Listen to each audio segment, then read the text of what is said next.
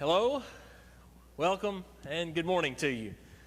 We thank God for all the good blessings He gives, and we thank Him for you, and we thank you for being here.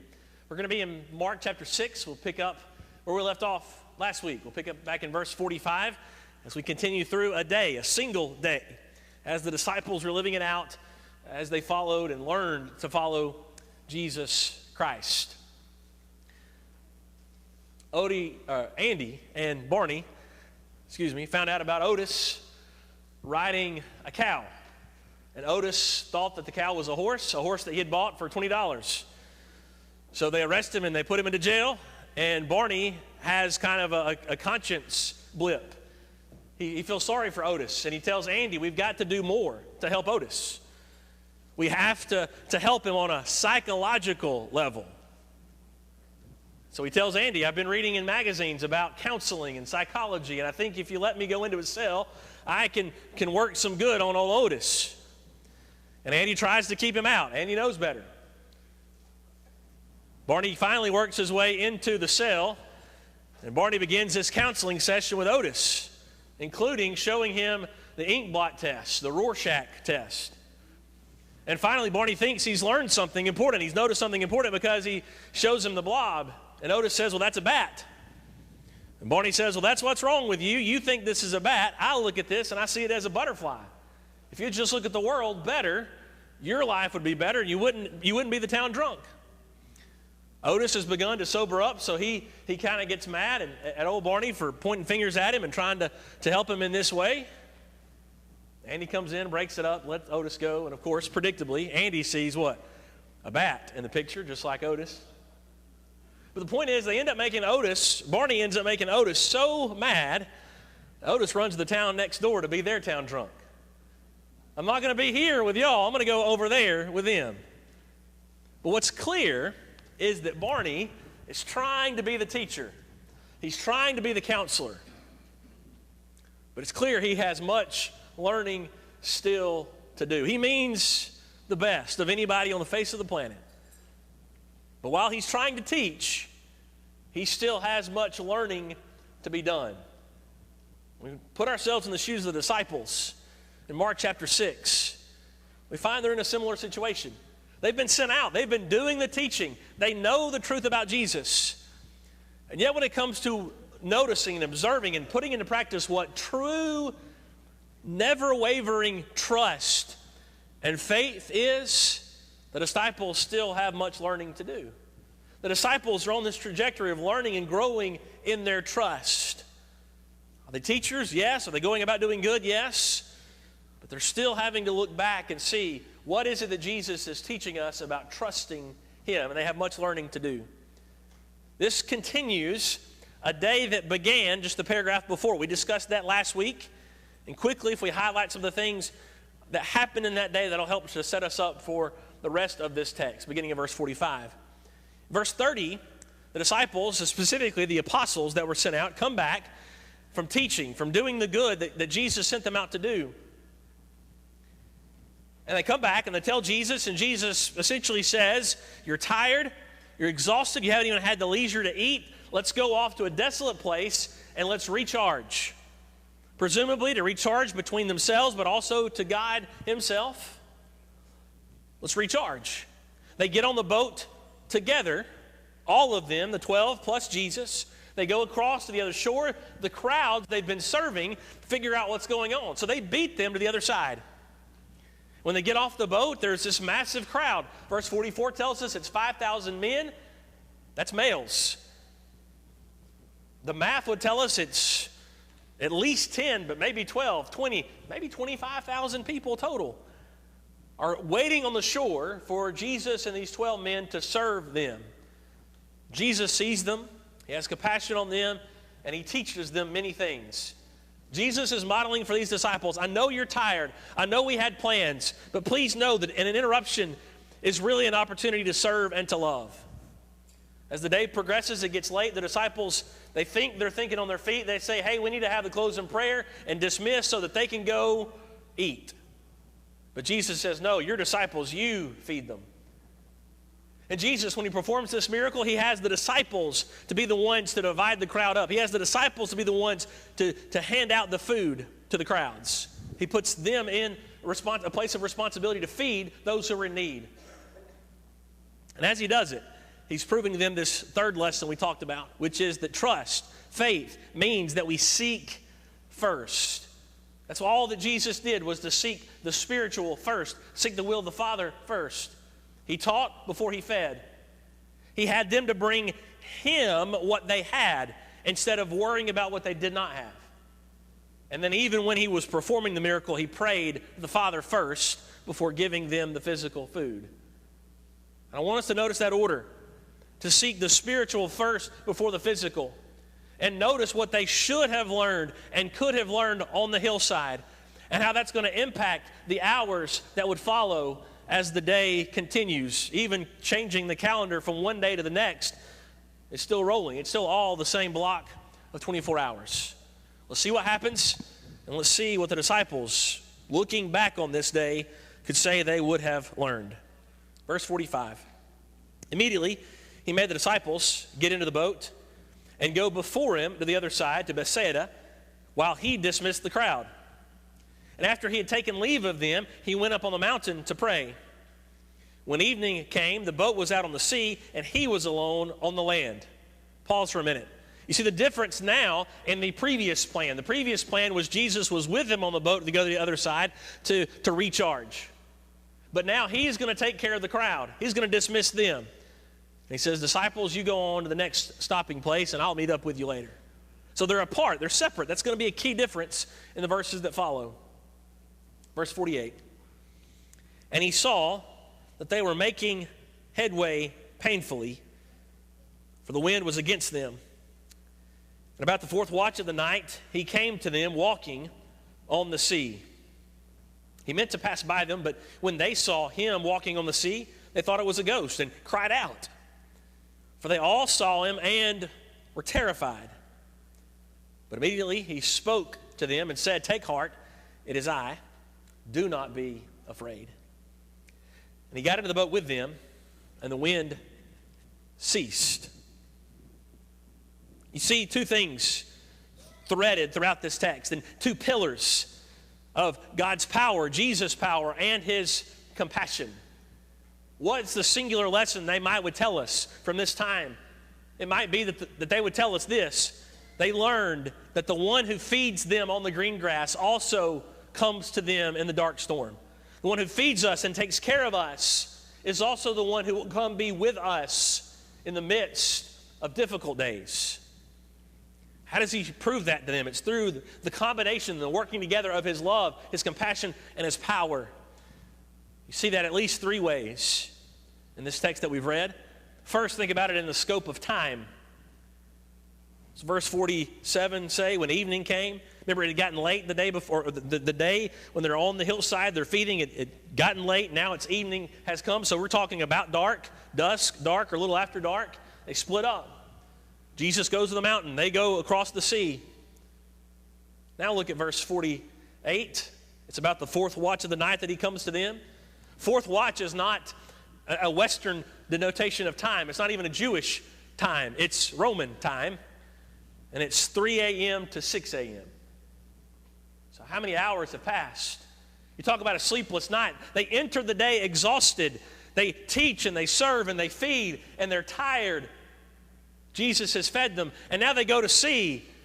And wouldn't you know it, the day gets longer because they have this wind and this storm to face at sea. Hours have passed. What are the disciples doing as the hours have elapsed? They're struggling. When is this day going to end? When is this resistance that we're constantly facing, is this ever going to end? They're struggling. But while they're struggling, what's Jesus doing? Did you see it in verse 46? Jesus went up to the mountain to pray. What are they doing? They're struggling in the night. They're struggling in the storm. They don't know how long it's going to last. But what is Jesus doing? Jesus is praying. It'd be great to know exactly what he was praying that day. I think it's safe to assume we know who he was praying for. while we struggle, while we wonder, how long will this night last? How long will this difficult time last? How long will this season last? What is our Savior? What is presently our Savior doing? Our great high priest, our advocate, our mediator. It's not on an isolated mountain any longer. He's at the throne of God, and he's bringing our prayers and our petitions and our needs before the Father. As we struggle, he is praying constantly. What a beautiful picture of that reality do we see here this night on the sea. But number two, we notice the combination of his power and his compassion when he shows for them that while our human minds think about the difference in presence and absence, he shows that really is no difference. See chapter 4, remember he got onto them in the sea because of the storm and all that, because they didn't have any faith. And he was with them in the boat. Well, now you can see if they're trying to learn from that moment, they would say, but Jesus, you were with us then, now you weren't with us. But he's showing them that his physical presence is not the determining factor for his compassion and his power. That his spiritual promise to be with us and to calm us and to bless us and to come to us is just as strong as a physical moment he was with them previously. But number three, we also see this love and compassion working together with his power because of the distance. We see time, we see presence, we also see distance. John's account would tell us, John chapter 6, that they had been at sea 3 to 4 miles. Jesus is walking from the shore to meet them in the boat. What's the weather doing? The weather is stormy and windy, and he's walking through those elements to get to his people. Now, this is even more fascinating when you consider the whole scope of what happens. Mark doesn't include everything, but you look at all 3 gospel accounts this is recorded in. There are 4 miracles that he performs in this moment. He walks in the water.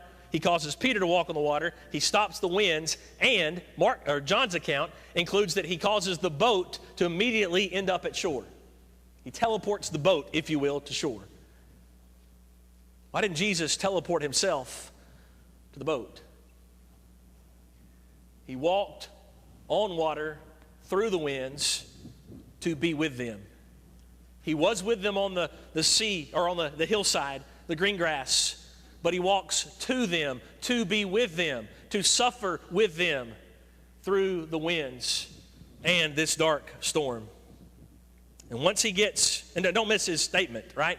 When they're confused, they think he's a ghost, they cry out. It's then he responds, and he tells them, don't be afraid. Don't let fear be what controls you. That echoes what he told them in chapter 4.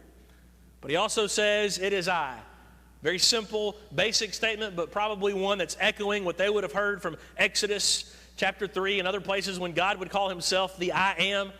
Jesus is saying, I am. I'm here. It's me. That familiar voice reminding them, I am coming to you to help you. But don't miss the order as well when he gets to the boat. See, he's going to tell them, you be calm. You don't be afraid. You instead trust in me. Take heart, take courage, because I am with you. It's after he pronounces that he then causes the winds to cease. Remember the order from the hillside? You remember the order? First, seek the spiritual, and then know that he will take care of you physically. Here, he calms them. He speaks to their souls before he calms and speaks to their physical threat of this storm. They're seeing that Jesus is doing that which only God can do, and only that which God has done, both from his power, but also from exercising that power out of his compassion. You see those two things woven together numerous times throughout the Old Testament, especially in the Psalms. Psalm 23 that Matt preached from several weeks ago did so very capably. Psalm 23 verse 2, he makes me to lie down in green pastures. He leads me beside still waters. What's that talking about? Provision. We never have to worry about what we're going to eat or drink because of God providing for us. Just a few verses later, verse 4, the scene changes, the scene shifts to that dark valley, the shadow of death. But David says, I will fear no evil because you are with me. Second person, he's talking to God. You are so close to me. The God who provides, the God who gives in the green grass is also present in the darkness. The scene changes, but David's trust has not changed. Psalm 34 talks about this dynamic as well. Verse 8, oh, taste and see that the Lord is good. Blessed is the man who takes refuge in him. Fear the Lord, you his saints, for those who fear him have no lack. He's going to constantly provide, and you can taste and experience God's constant goodness. That's when times are great, when God is giving his blessings in abundance. What about in times of trial and difficulty? Verse 15, the eyes of the Lord are toward the righteous. Didn't Jesus see them at sea? His ears toward their cry. Didn't Jesus hear them at sea? When the righteous cry for help, the Lord hears and delivers them out of all their troubles. The Lord is near to the brokenhearted. When he come near to them and join them in the boat, he saves the crushed in spirit. Psalm number 8 that Brother Don read for us this morning. When I look to your heavens, the work of your fingers, the moon and the stars which you have set into place, what is man that you are mindful of him? When we think about the mind of God and what all it's capable of, and the hand of God and what all it can paint and put into being and construct and engineer, when we see how big and mighty, and we see that in the storms, and we see that in the grand vistas, what is it that would cause you to be mindful, to think about me as a man, me as a woman, me as a child? Why would you think about us as human beings? You keep reading. There's a shift that happens in the middle of verse 4. The Son of Man, that you care for him. Verses 5 through 8 are quoted multiple times in the New Testament about Jesus himself. Ultimately, this psalm is messianic in nature. What is the Son of Man that you would care for him? You've made him a little lower than the angels, Hebrews 2 would quote. You've given him glory and honor. You've given him dominion over the works of your hands. You have put all things under his feet. That's a term of authority and subjection. He's brought all the elements, all the things under the work of the Son. All sheep and oxen, also beasts of the field, the birds of the heavens, the fish of the sea, whatever passes along the paths of the sea. Here you see Jesus exercising some of that authority, some of that power, that might, to feed first on the shore, but then also to show his power over those paths of the sea by walking over them. All because of, verse 4, his mindfulness of us as human beings, his mindfulness of our struggles, his mindfulness of us and painfully having to work through and push through and endure through storms.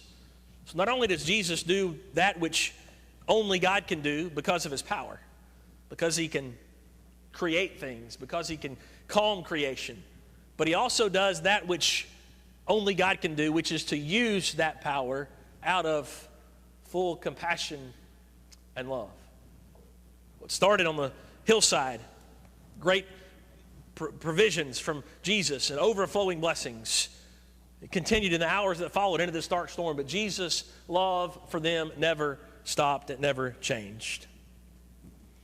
As we move back to the text of Mark 6, we need to know what's kind of coming here. The previous miracle ended on the hillside with some great highs. Here they all were fed. They all were satisfied. They all were full. Even the apostles had leftovers to eat, more than enough. What a day that they could have looked back and celebrated and said, wow, what a moment. How's this miracle going to end? Listen to how Mark concludes this miracle. Verse 51, he got into the boat with them, the wind ceased, and they were utterly astounded, for they did not understand about the loaves, but their hearts were hardened. Isn't that interesting? They did not understand about the loaves. See, that connects the dots in this single day that Jesus wanted them to learn on the hillside. Seek first, and I will always take care of you. And because they had not adopted that lesson practically into their lives, when they got out on the boat and they were scared and they were fearful and they thought they saw a ghost, they still had not learned spiritual first, then he provides physically.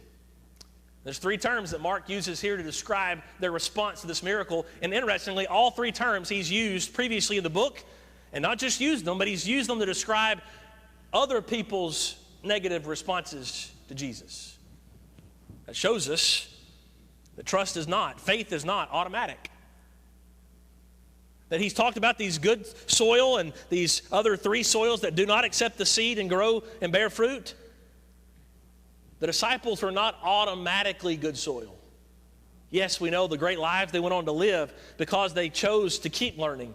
But as of this stage, they've not yet decided. They're wrestling. They're working through this because faith is not automatic. Listen to these three terms that he uses to describe them. First, they were utterly astounded. That's the same term used back in chapter 3 and verse 21 that Jesus' family would say, we've got to go seize him because he is out of his mind. Same term, out of his mind, utterly astounded. There were some on the boat that day who were perplexed. They were confused. They were driven mad. They were crazy about what just happened. They did not know how to process it.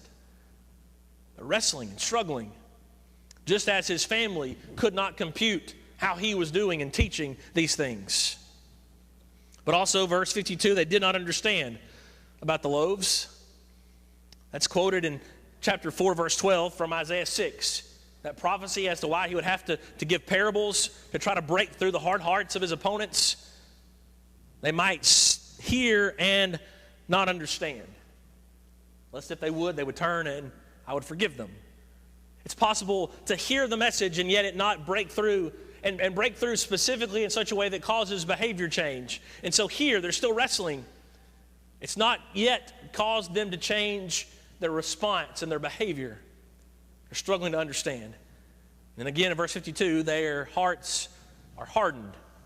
Back up at chapter 3, verse 5, this is a significant turning point because the scribes know what Jesus is about to do, what Jesus wants to do with this man with a withered hand on the Sabbath day of the synagogue. And Jesus looks around at them in anger, grieved at the hardness of their hearts before he heals them. And this is the moment where they decide to go out and seek to destroy Jesus. So now you've got the disciples having been with Jesus, having gone out to teach about Jesus, now having served this multitude by feeding them on behalf of Jesus and through the power of Jesus. And now, he's delivered them from this storm. And at least some of them are struggling to the degree that they cannot compute it. They're struggling to put the pieces together still. They're struggling to understand in such a way that it causes behavior change. They're struggling to not let it harden their hearts, instead to break their hearts. He'd given them everything they wanted. He bailed them out. He solved their immediate problem. And yet notice, in that moment, the automatic response was not faith. It did not automatically guarantee, create faith. Just think through that for a moment. When we pray for specific outcomes. Sometimes we catch ourselves worrying, what if this does not happen? What if God does not answer my prayer this way? But what if he does? What if he comes near to us and he stills the storm and he stops the threat? Will we have learned gratitude and thanksgiving? Will we have learned to give our lives trusting him completely because of how good he constantly is to us? As of this moment, the disciples are still wrestling through that because faith and trust are not guaranteed. They depend on us choosing to trust him through it all, no matter what. It is worth mentioning here that what separates the disciples from those other accounts where those words were used, yes, Mark uses the same word. They're wrestling, they're struggling, they're not necessarily exemplary in their faith just yet. But what separates them from the critics, from the crowds, from the family, is that they do not leave Jesus. They continue to follow. That continues to open up the door and open up their hearts, and it keeps their hearts from growing hard and staying hard. Just because they wrestle with this moment does not set the course of their lives in a negative direction. They can still follow, and they still choose to follow. And they eventually, of course, develop great faith in him. What we should be most concerned about right now in this present season Whatever it is that may be causing us to be concerned about this present season, our greatest concerns must be spiritual, not merely physical. We don't want to look back on this time and only define this time by being astounded or perplexed or confused. We don't want to look back on this time and look back on it and say, well, I didn't learn anything. I don't understand. I'm not any different. We want to be different in a good way, a better way, grow, and not look back on it by saying, nothing changed. We don't want to look back on this time and say, well, my heart got harder.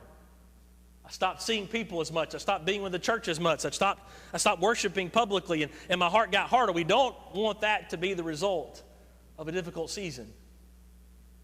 And we need to be clear, all of those responses are on the table. But so too is the response of trust. So too is the response of faith. While faith is never automatic, it's a choice. It is always possible. Are we clear about that? That while it's never automatic, it's always an available response for us to act and live out of trusting Him and trusting Him above all. And so because of that, we choose not to leave. We choose to continue to invest in that relationship. We choose to keep listening and to keep crying out and to keep following.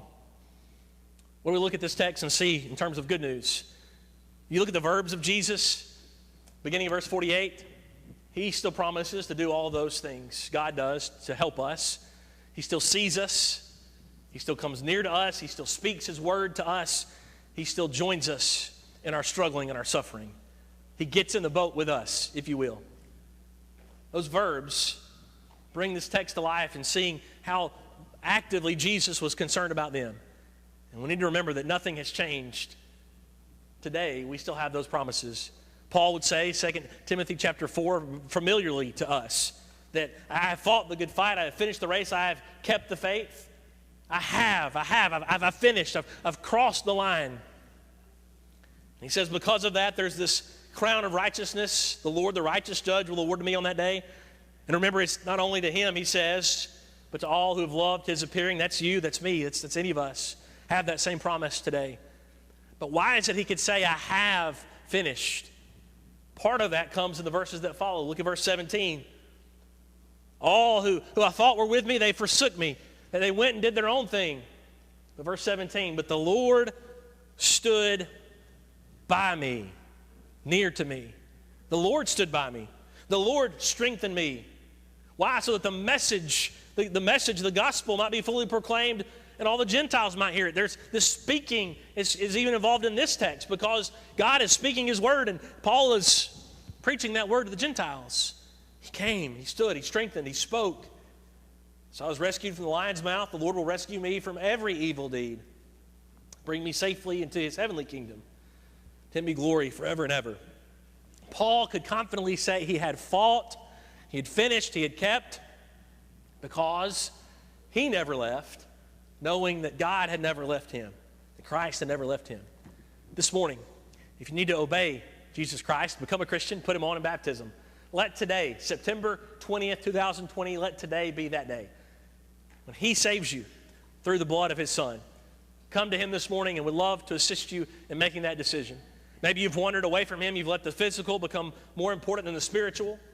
You've allowed the storms to get you off focus, to get you off of your bearings in terms of following Christ. Please don't let any hurdle stand in the way of you making things right with Him. If you need to take care of that in a public way this morning, please know this time is for you. We love you and long to help you. And the Lord loves you and promises to help as well. If you have those needs, would you come as we sing together?